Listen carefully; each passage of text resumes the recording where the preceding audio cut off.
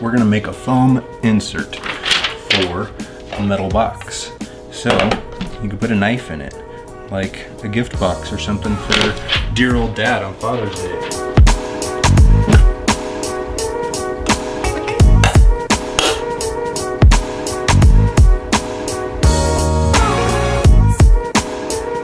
My name's Kyle, this is my channel. I like welding, I like Jeep stuff. I just got a CNC router. I'm really interested in Fusion 360. I don't know much, but is what I do know is that the best way to learn something is to teach somebody something. So I figured I like filmmaking, I like editing movies, I like photography. I'm gonna make a YouTube channel and we're gonna go down this road together.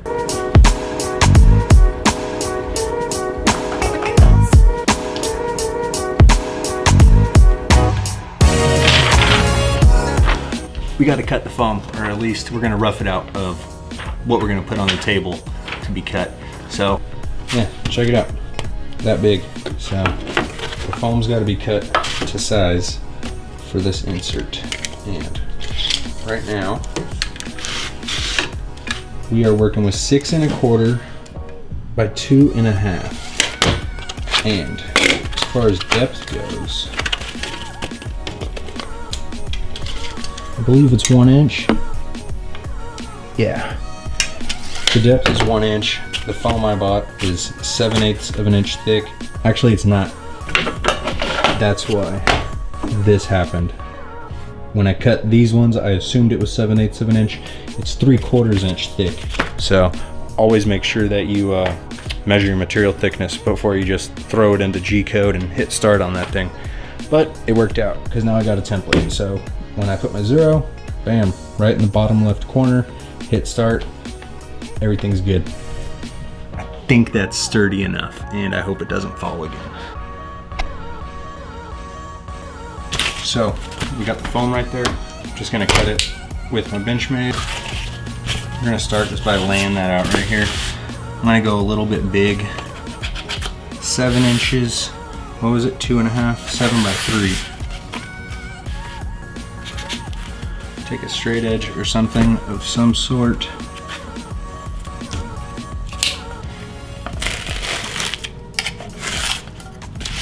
Bam, there's that.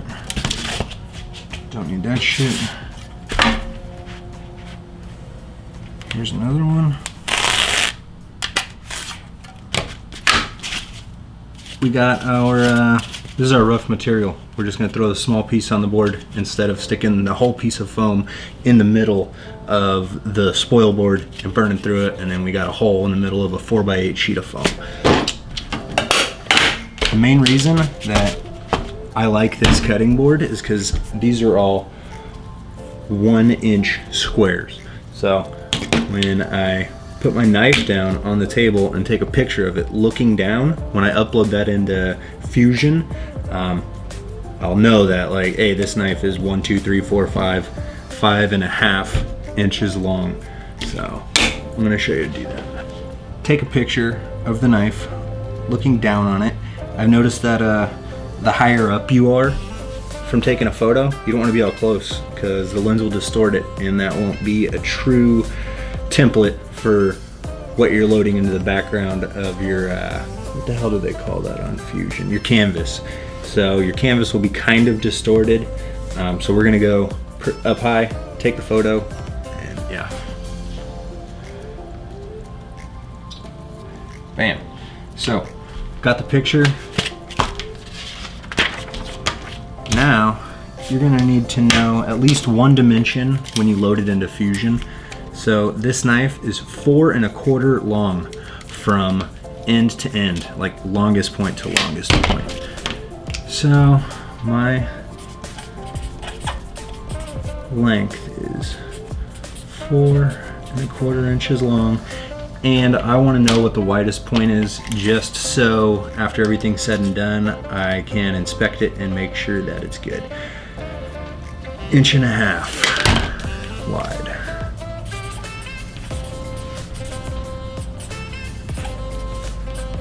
Inch and a half wide. All right, so now from this point, we're ready to go into the office, load it up into Fusion.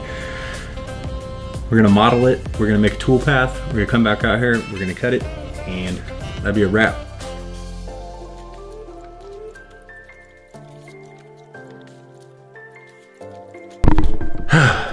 Can you hear me now? All right. So make sure that you open up Fusion. It's free. It's great software. If you make less than $200,000 a year, you have access to shit. You can sketch things, you can model things, you can create toolpaths, you can render things. I believe you can analyze materials, like where the stress points are. It's such a powerful program. I highly recommend it. I wouldn't spend a penny on anything else, and I wouldn't waste my time really learning anything else unless you're going to spend money on SolidWorks or Mastercam or something like that, because what Carbide gives you is kind of a joke. Who knows? This could turn into a career for you. You could have a hobby CNC router, and you can get good at toolpaths. You can be making crazy things, and somebody can approach you. And if you know how to use a powerful program, you're going to be on the right track. Open up Autodesk Fusion. When you're inside of Autodesk Fusion, you're going to go, you can see a toolbar up here. Go to the top left, and you'll see Sketch. It's right next to Model. Go to Rectangle. You could also hit R, and it'll do this. But anyways, select the plane you want. We're going to look down on it, so you select that plane right there. Put the center, or click the center of the screen, which is your origin. Drag out a rectangle, and just click anywhere. Now click D for dimension, and just click whatever you want to dimension. We're going to do the top line first, and my box is 6 1/4, so 6.25, and hit D again on the left right here and drag it out, and the box is 2.5. Okay, so your size may vary, but anyways, now we're gonna extrude this. So well, first off, I like to pan. So hit Shift and your mouse button right here, and yeah, you can pan. So hit E for extrude. Now you can see the arrows going up. That's why I pan, because you can't see the arrow if you don't do that. And we're gonna go with our material thickness, which is 3/4 of an inch thick. So 0.75. All right, from there, just pan back, Shift in the middle mouse button, the scroll wheel, and we are gonna put our picture that we took of the knife right here. So go to Insert, Attach Canvas, and when that window opens up, it wants to know what face you want to put the canvas on. So select there, and you're going to select your image wherever you put it. Mine is on my desktop. There's my image. Don't worry about scaling it, don't worry about moving it, nothing yet. Okay, now your canvas is on top of the box we just drew, which is the foam. See, look around, just like that. It's only on that side. So in order to get that the right size of the knife, remember I said you had to measure how wide your knife is, or we need one dimension. So whatever dimension you took, we are going to go right here to canvas, right click, well, go to the canvas, hit the arrow, right click, and go to calibrate.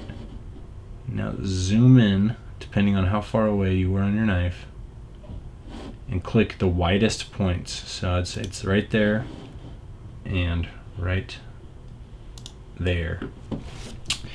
And now you're going to put in the dimension of what it truly is. So mine is 4 1/4, 4.25. Fuck, I just can't catch a break. All right, from there, you're just going to zoom out, and you can see that you got it there.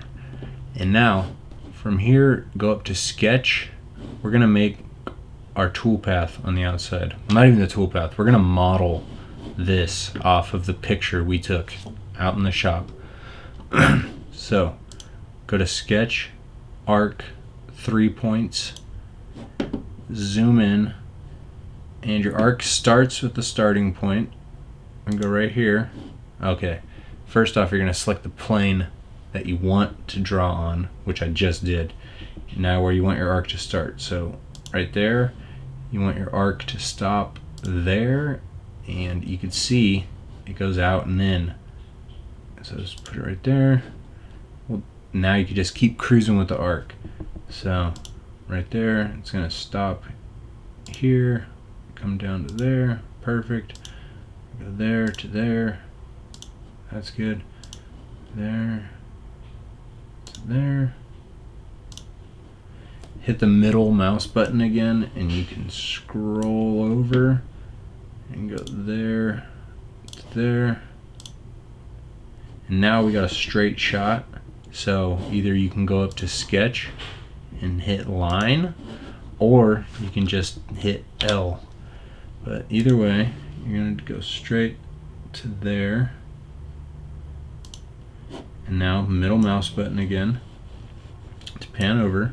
You can see you got another straight part right here. So just take your line to wherever you think your arc is going to start. I think that's a good spot. Hit escape. That'll break the line. Go back up to sketch, arc, 3-point arc, and just go to wherever the arc ends. That looks good to me. Start another one wherever it ends, like right there. Start another one wherever it ends, right there. And now say we'll just go to here.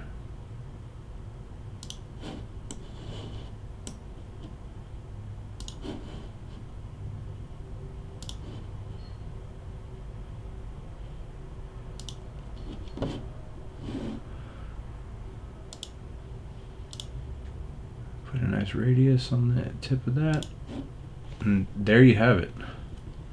So I'm going to zoom out, I'll pan over. I don't know why I did that.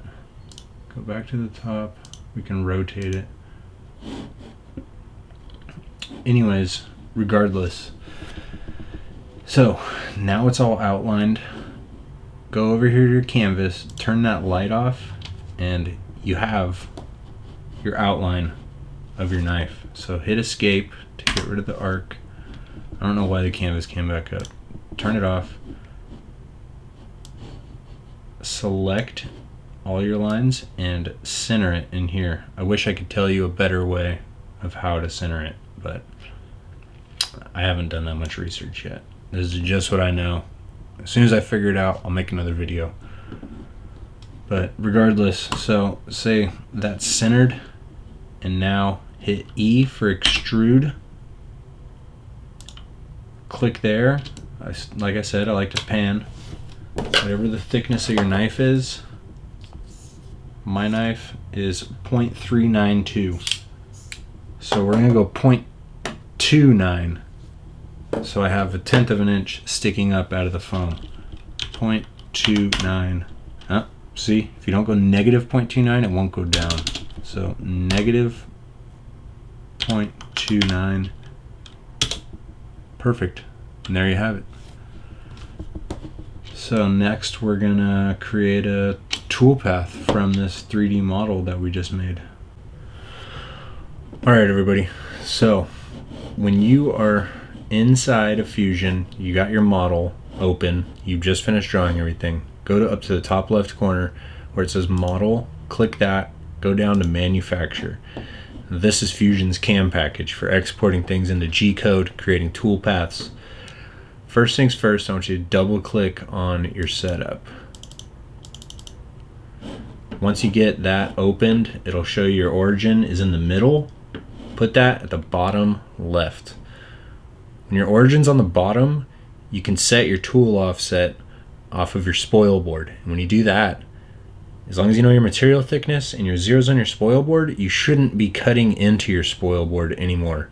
If your material thickness varies and wherever your zero is and you go off the top of your workpiece and say you think it's 3/4 of an inch thick, but it's actually only 1/2 of an inch thick, you're gonna burn through your spoil board 1/8 of an inch.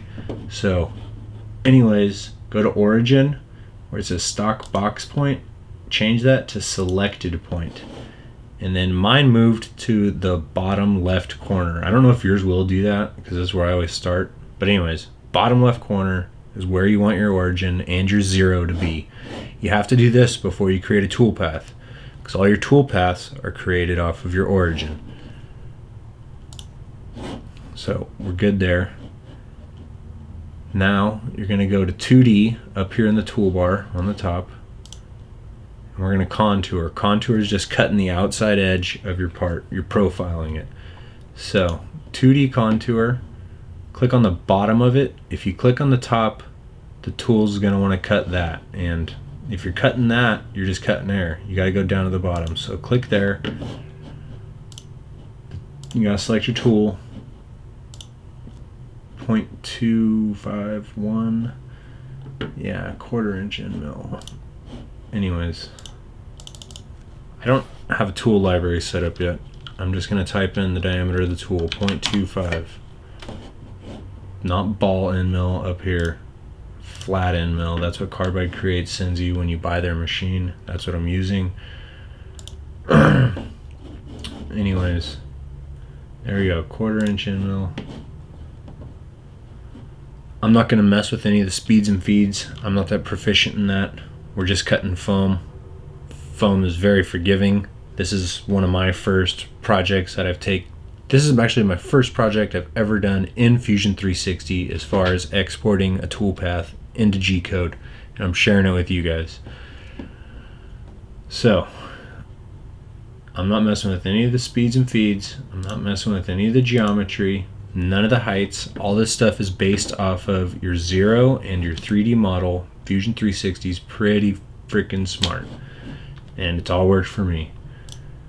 So our passes, we are just going around.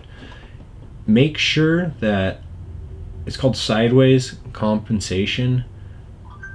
Climb milling I think is very preferable as far as cutting metals, or at least aluminum, and that may not be true either, but conventional milling.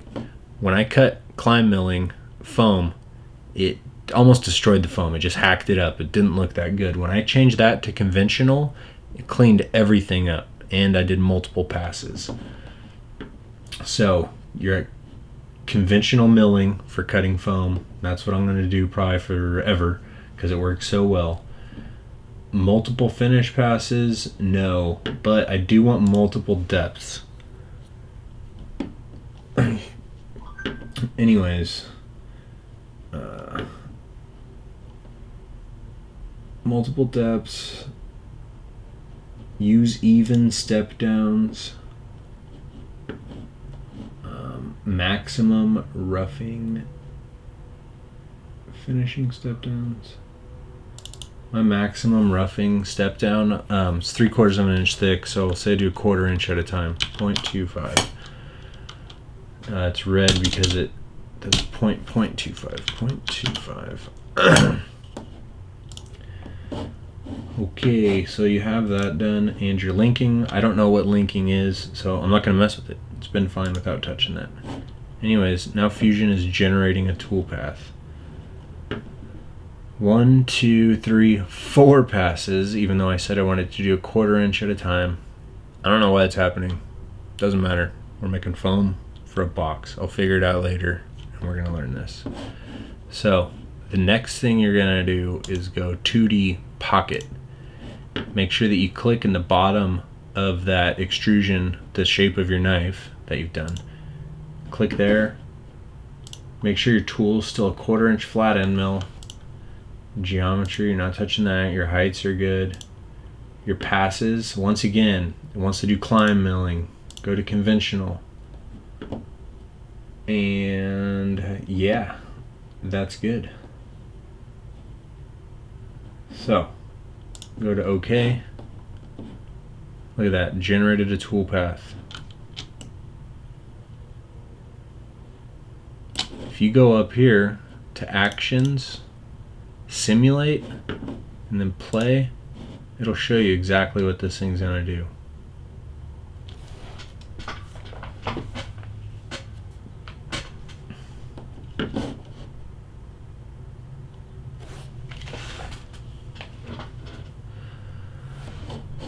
All right, you get the idea. The machine's not gonna crash.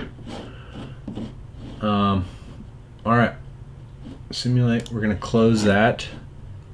So we know we have our 0 down here, our offset in the bottom left-hand corner. Our toolpaths are all done.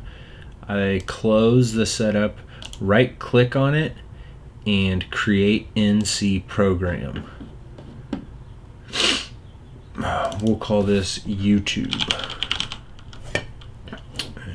And we will export this. I like to export it to my desktop because then I just dump it right into Google Drive, and then from Google Drive I send it out to my laptop in the garage for the router. The important thing to do when you're creating an NC program is select configuration. Achromatic, you don't want to do that. When you're in Carbide Create, it knows it's creating G-code for a Carbide 3D router, like a shapeoko. Fusion doesn't know that. We got Haas, Fidal, you know, all kinds of stuff. So click there, go down to Carbide 3D Gerbil, GRBO. Okay. Now you're good. So you've just created your program. Right click it again and post process. That'll send it to your desktop. That'll send it to the location where you told it to save itself. There we go. NC code successfully posted. So that code is just chilling on my desktop. I'm going to drop it into a Google Drive file. We're going to go out in the garage. We're going to load it up. And that's how I model these foam inserts for a knife. I hope you guys learned something there. A few minutes later.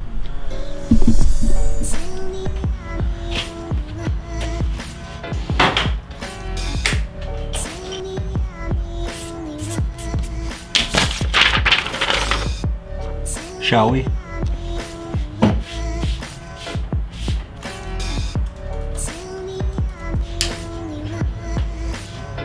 So, you guys should know how to do this because I'm not teaching you how to operate a shapeoko. That's where I want my 0. Remember we set that on the bottom left? Clean that off a little bit. Throw down this double-sided tape. Pull out the Benchmade. Put a cut there. Make sure there's good adhesion.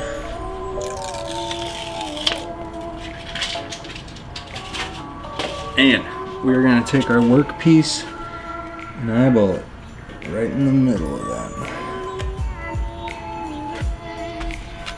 Stick it down.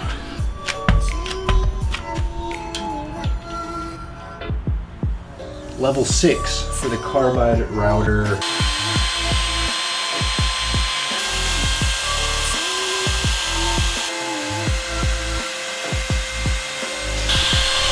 You know, it always feels good when this machine just doesn't start eating itself right off the bat.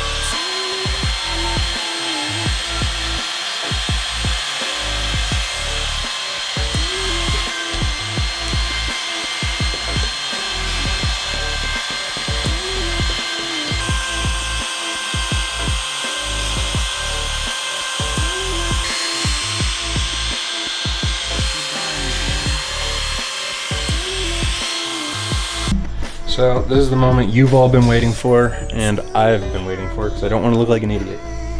Like a glove.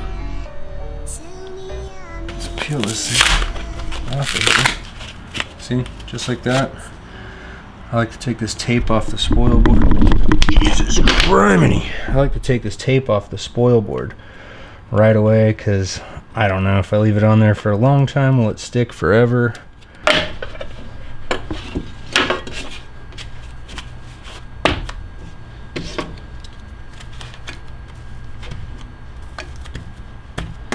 Look at that. That's a thing of beauty. Happy Father's Day, Dad. Bam. So, yeah, that's the full process. Oh, shit. Hopefully this turns out to be a successful YouTube video. Not even successful, just hopefully the edit is good and people can learn something from it. But yeah, that's the finished product right there. That's what I think everybody came to see, and I hope that I gave you enough knowledge to be able to do that. I fulfilled my end of the deal, because that matters to me. Like I said, I haven't done much fusion stuff. I mean, more than probably a lot of you that are just getting started in CNC stuff, but I have not messed around with their cam package at all. That is why I didn't really mess with the speeds and feeds. I drew up this foam thing for another knife, and I just left the speeds and feeds there, except I did do climb milling and not conventional, and it came out just all beat up around the edges. The second I switched to conventional milling, that was the only difference. Well, that and multiple passes, and those are two things I learned pretty much yesterday messing around, and I want to try to get this video out to you guys, and hopefully I can teach you something by watching this.